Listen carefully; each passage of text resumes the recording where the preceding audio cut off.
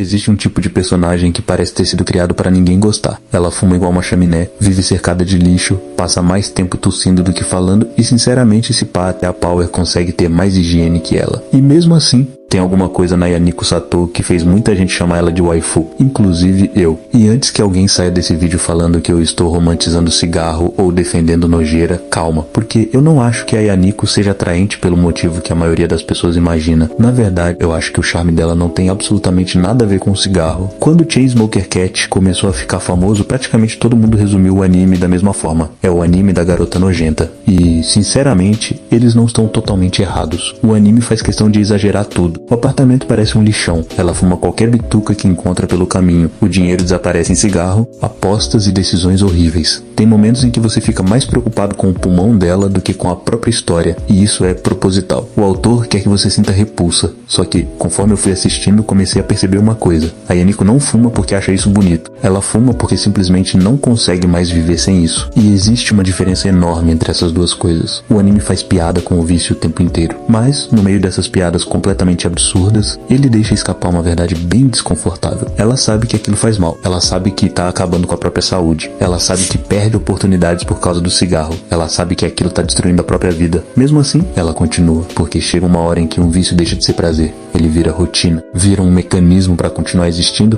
Você já nem faz porque gosta, você faz porque não consegue imaginar a própria vida sem aquilo. E talvez eu enxergue a Yaniko desse jeito porque eu vi isso acontecer de perto. Quando eu era criança, meu pai passou por uma fase em que tentou largar o álcool. Eu lembro dele tomando Coca-Cola o tempo inteiro só para tentar diminuir a vontade de beber cerveja. Eu era muito novo, mas essa lembrança nunca saiu da minha cabeça. Foi uma das coisas que fizeram eu decidir que nunca queria beber e nem fumar, porque eu vi o quanto um vício consegue prender alguém. Foi aí que eu parei de enxergar a Yaniko como a garota nojenta do anime. Eu comecei a enxergar uma pessoa que sabe exatamente o que está destruindo a própria vida, mas já não consegue simplesmente apertar um botão e mudar. E quem já viu alguém passando por isso sabe que a realidade é muito diferente do famoso era só parar. Só que agora vem a pergunta que realmente importa. Se ela é tudo isso, por que tanta gente chama a Yaniko de waifu? Eu acho que a resposta é mais simples do que parece. Porque conexão emocional quase nunca nasce da perfeição. Ela nasce quando você entende alguém. A Yaniko nunca tenta convencer o público de que merece ser admirada. Ela nunca faz um discurso emocionante. Nunca muda completamente só porque o roteiro precisa de uma redenção. Ela continua errando, continua tomando decisões horríveis, continua recaindo. E isso faz ela parecer estranhamente real. A maioria dos personagens é construída para conquistar o público. A Yaniko não. Ela existe daquele jeito sem tentar esconder os próprios defeitos. E justamente por isso ela acaba parecendo muito mais honesta do que muitos protagonistas. Talvez seja aí que esteja o charme dela. Não no cigarro, não na sujeira, nem nas situações absurdas do anime, mas na sinceridade.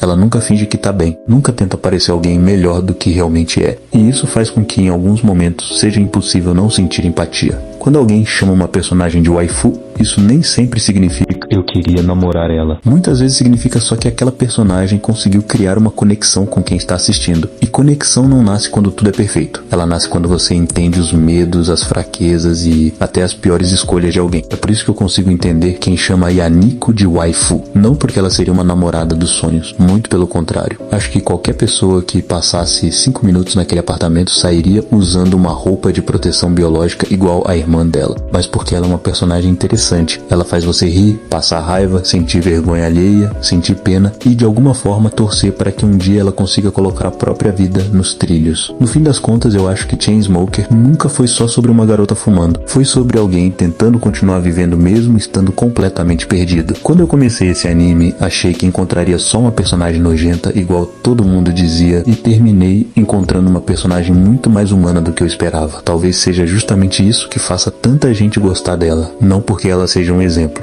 não porque ela seja perfeita, mas porque ela lembra que, às vezes, as pessoas mais quebradas também são as mais fáceis de entender. Mas lógico, essa foi só a minha interpretação. Agora, eu quero saber a sua. Você conseguiu enxergar a Yaniko dessa forma ou, pra você, ela continua sendo só a garota nojenta do anime? Se gostou do vídeo, deixa o like e se inscreve no canal para não perder os próximos vídeos e comenta aqui embaixo o que você achou. Muito obrigado por assistir e até a próxima.